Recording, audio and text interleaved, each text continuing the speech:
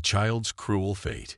Captain Jenna Iverson stood on the bridge of the ESS Retribution, fists clenched at her sides, jaw set in a hard line. On the view screen before her, a scene of unimaginable cruelty played out. An alien tribunal, 7-foot-tall insectoid creatures in black robes, loomed over a small human child no more than 8 years old. The boy, tears streaking down his face, cowered before them. This human whelp stands accused of trespassing on the sacred grounds of the Kizixel. The centermost alien clicked, compound eyes glinting coldly. The punishment is death. Before Captain Iverson, or any of the other humans watching the live feed could even cry out in protest, one of the aliens raised a clawed appendage. A burst of searing light erupted from a device on its wrist. The child crumpled, a smoking hole in his small chest. A chorus of cries and curses erupted on the Retribution's bridge. Iverson stood frozen, unable to tear her eyes from the screen, from the small broken body lying on the alien tribunal floor. This was the spark that would ignite a firestorm. For 200 years, humanity had explored the stars as part of the Galactic Compact, an alliance of species dedicated to peaceful cooperation. It had been an uneasy peace, the other races always viewing humans as dangerous upstarts. But now there would be war. Iverson turned to her comm officer, her voice low and hard as tempered steel. "Send a message to Earth Command. Tell them it's time to wake the Lost Fleet." A hush fell over the bridge. The Lost Fleet, spoken of only in whispers for generations. A legend, a last resort. Powerful starships from the early days of human expansion, mothballed and hidden away in secret bases scattered across the galaxy. Some said they had capabilities beyond anything the Galactic Compact races possessed. And now they would fly again. Not for exploration, not for diplomacy, but for vengeance. Captain Iverson looked out at the stars, cold and hard as diamonds beyond the viewport. "They wanted to see what humans are capable of," she whispered. "Now they will learn." The Lost Fleet awakens. Deep in the heart of an unnamed nebula, a solitary station hung in the void. On board, a single light blinked on a long-dormant control panel. Then another, and another. Slowly, ponderously, ancient machinery stirred to life. Aboard the Retribution, Captain Iverson watched silently as a schematic of the station, codename Erebus, appeared on the main view screen. "Erebus station coming online now, Captain," the comm officer reported. "Hangar bays opening. The Lost Fleet. It's waking up." One by one, the behemoth warships of the Lost Fleet emerged from their berths within Erebus station. Each was unique, a product of a different era of human innovation, but all shared the same sleek, predatory lines, the same aura of barely restrained power. The Retribution's bridge crew watched in awe as the first ship, a massive dreadnought bristling with weaponry, moved out of the hangar bay. It was followed by a graceful battlecruiser, its hull shimmering with an iridescent coating. Next came a strange, disc-shaped vessel, its purpose not immediately apparent. And on, until a full dozen ships hung in formation against the swirling colors of the nebula. Iverson nodded to her comm officer, unable to fully keep the wonder from her voice. "Hail them." There was a moment of static, and then a chorus of voices filled the bridge, the captains of the Lost Fleet reporting in. "This is Captain Sakai of the ISS Yamato, reporting operational. Captain Okafor of the Zulu, all systems green. Aid Bayo here. Let's show these compact bastards what the Makalel can do." One by one, they sounded off, each voice hard and ready. Ready for war. Ready for vengeance. Captain Iverson felt a grim smile tug at her lips. Oh yes, the Galactic Compact wanted to see human capabilities. They were about to get a front row seat. "To all ships of the Lost Fleet," she said into the comm, her voice ringing with authority. "Set course for the Kizixel homeworld. It's time we taught them the consequences of murdering our children. It's time we turned their stars into weapons against them." As the Lost Fleet jumped to FTL, the stars blurring into streaks of light, A cold determination settled over Iverson. They had taken one of humanity's children. Now humanity would take everything from them. The wrath of humanity. The Kizixel never saw them coming. One moment, the skies over their homeworld were clear, the orbital defense platforms floating serenely in their assigned positions. The next, space itself seemed to ripple and distort as a dozen human warships dropped out of FTL, weapons already blazing. On the bridge of the ISS Yamato, Captain Sakai watched with grim satisfaction as the first salvo from his ship's mass driver cannons struck home, tearing through the Kizixel defenses like tissue paper. Beside him, the tactical officer let out a low whistle. "Their shields are down to 20% after a single hit," she reported, something like awe in her voice. "This tech, it's beyond anything I've ever seen." Sakai nodded, his eyes never leaving the tactical display. The Lost Fleet had been designed for this, to outclass anything the other races could throw at them. And now, after centuries of secrecy, they were finally being unleashed. Across the Kizixel home system, the story was the same. The insectoid aliens scrambled to mount a defense, but their ships were hopelessly outmatched. The Zulu's graviton torpedoes ripped them apart, ignoring their shields as if they didn't exist. The Makalil danced nimbly through their formations, its pulsed energy weapons slicing through hulls with surgical precision. And in the heart of it all, the Retribution hung like an avenging angel, Captain Iverson watching as the might of the Kizixel crumbled before human wrath. "Captain, we're being hailed by the Kizixel," the comm officer reported, a note of disbelief in his voice. They're offering unconditional surrender." Iverson was silent for a long moment. Part of her, the part that was still raw with grief and rage over the murdered child, wanted to ignore the hail, to continue the attack until nothing was left but ashes and ruin. But she was a starship captain. More than that, she was human. And humans, for all their ferocity when provoked, were not genocidal monsters. "Accept their surrender," she said at last, the words tasting like ash in her mouth. "But make sure they understand this. If they ever again spill so much as a single drop of human blood unprovoked, we will return, and we will finish what we started here today." As the message was relayed, Iverson slumped back in her chair, suddenly feeling the weight of every one of her years. They had won. They had avenged the child. But she knew, with a certainty that chilled her to her core, that this was only the beginning. The Galactic Compact would not take this humiliation lightly. There would be repercussions, political and military. The Lost Fleet had bought them victory today, but the wars to come, those would be fought by all of humanity, and she could only pray they were ready. The price of vengeance. In the aftermath of the attack on the Kizixel, an uneasy silence fell across the galaxy.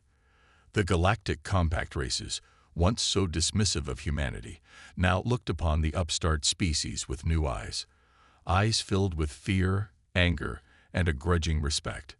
On Earth, the mood was somber. Yes, there was pride in what the Lost Fleet had accomplished, but it was tempered by the knowledge of what was to come. The Kizixel had been humiliated, their military might shattered in a matter of hours. They would not take such a defeat lying down. On board the ISS Yamato, now stationed in orbit around Earth as a first line of defense, Captain Sakai found himself in his quarters, staring pensively out at the blue-green world below. The weight of the Kizixel child's death hung heavy on him, as it did on all who had witnessed it.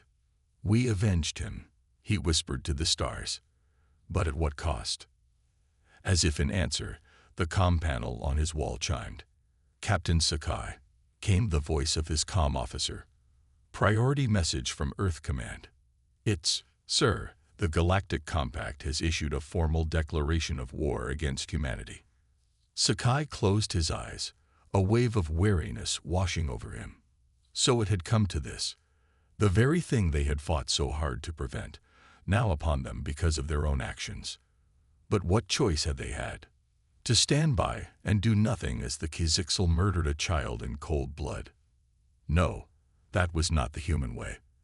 They had sent a message, loud and clear, that humanity would not tolerate such cruelty, that they would defend their own no matter the cost. And now, it seemed, the cost would be war. Sakai squared his shoulders, his jaw set in a hard line. So be it. If the Galactic Compact wanted war, then war they would have. And they would learn, as the Kizixel had learned, the true might of humanity. He strode from his quarters to the bridge, his steps filled with purpose. There was much to be done. Earth must be defended, the lost fleet reinforced and resupplied. Strategies must be devised, alliances forged with those few races who might stand with humanity. It would not be easy. The battles to come would be hard and bloody, the cost in human lives likely staggering. But Sakai knew, with a certainty that burned in his very bones, that humanity would prevail. They had to, for the sake of the murdered child, for the sake of all the innocents across the galaxy who looked to humanity as a beacon of hope and justice. The lost fleet had struck the first blow. Now it fell to the rest of humanity to finish the fight. And as Sakai took his seat in the captain's chair, he knew they would not fail. They could not afford to. Alliances and betrayals. As war engulfed the galaxy, humanity found itself beset on all sides. The Galactic Compact races, once content to snipe and bicker amongst themselves, had united against the common threat of the upstart humans and their powerful lost fleet. But humanity did not stand alone. On the fringes of Compact space, there were those who had long chafed under the Compact's rule, who saw in humanity a chance to throw off their shackles. One such race was the Ixaran, a fierce warrior species who had been subjugated by the Kizixel centuries before. When the news of humanity's strike against their hated oppressors reached Ixaran space, they rose up in rebellion, overthrowing their Kizixel overlords and pledging their ships and lives to the human cause. Other followed. The Ulfrin, the Jaxari, the Gedrosians, all came to humanity's banner, drawn by the promise of freedom and the chance to strike back at their former masters. But even as these alliances were forged in the heat of battle, treachery lurked in the shadows. For not all among humanity's newfound allies were true believers in the cause. Some, like the ruthless pirate queen Zorakel, saw in the chaos of war a chance to plunder and profit. It was Zorakel who betrayed the location of the secret human base on the planet Theron to the Galactic Compact. And it was there, on the blood-soaked fields of Theron, that Captain Sakai of the ISS Yamato found himself locked in a desperate battle for survival. The Compact forces, led by the vicious Kizixel General Zarn, outnumbered the human defenders 10-1.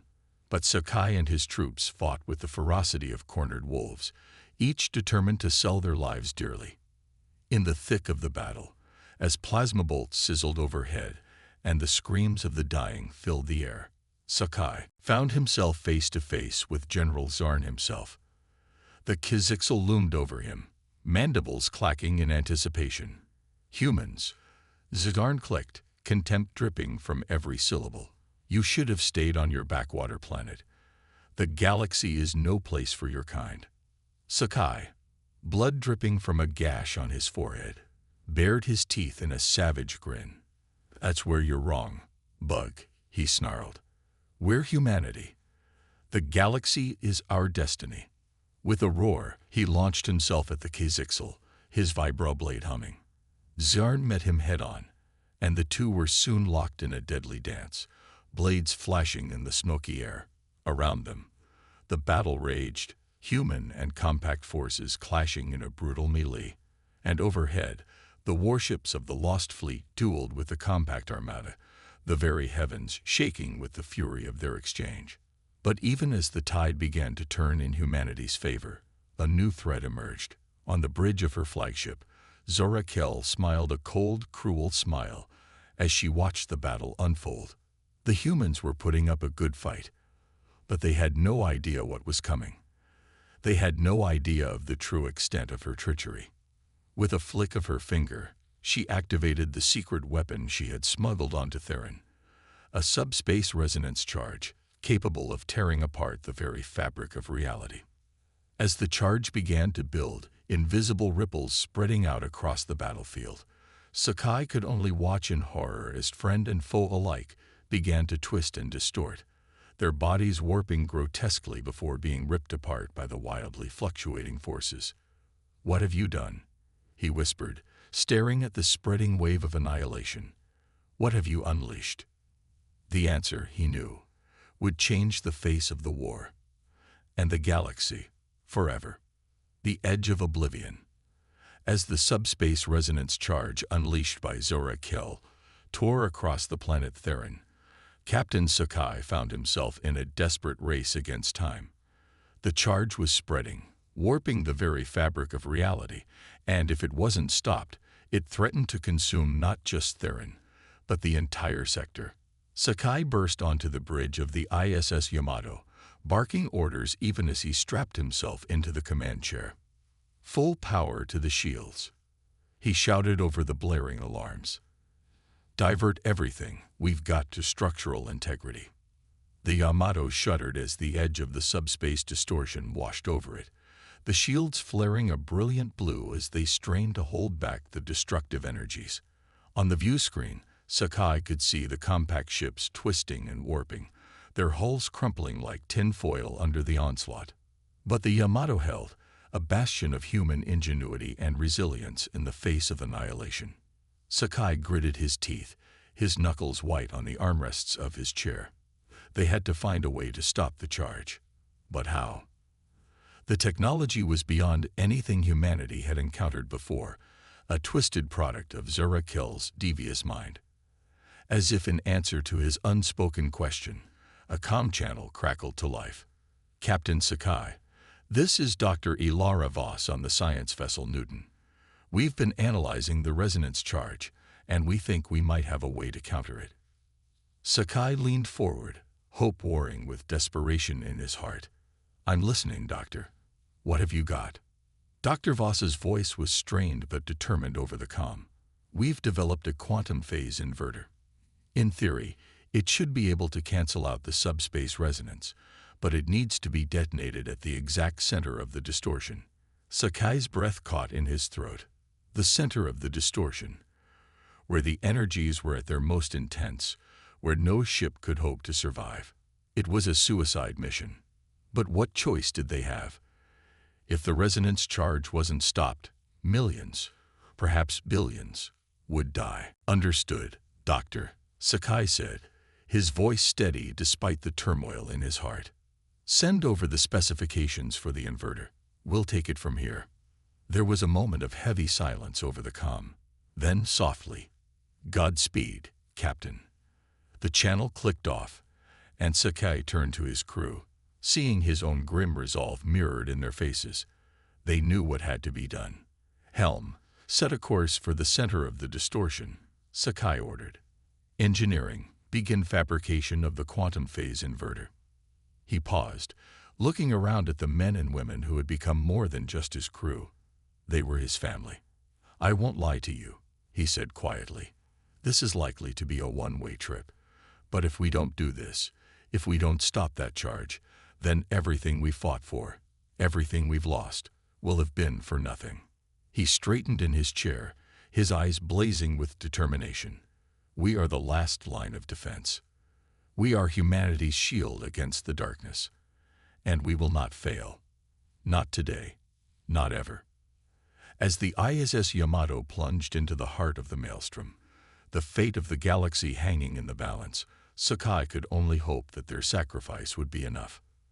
That the light of humanity would continue to shine, even in the face of the greatest darkness. The final sacrifice.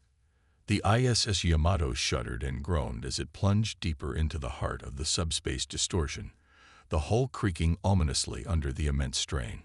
On the bridge, Captain Sakai and his crew worked furiously, fighting to keep the ship intact and on course. In engineering, the quantum phase inverter was taking shape, the ship's fabricators working at a feverish pace. It was a masterpiece of desperate ingenuity, a device born of humanity's refusal to surrender even in the face of almost certain doom. But would it be enough?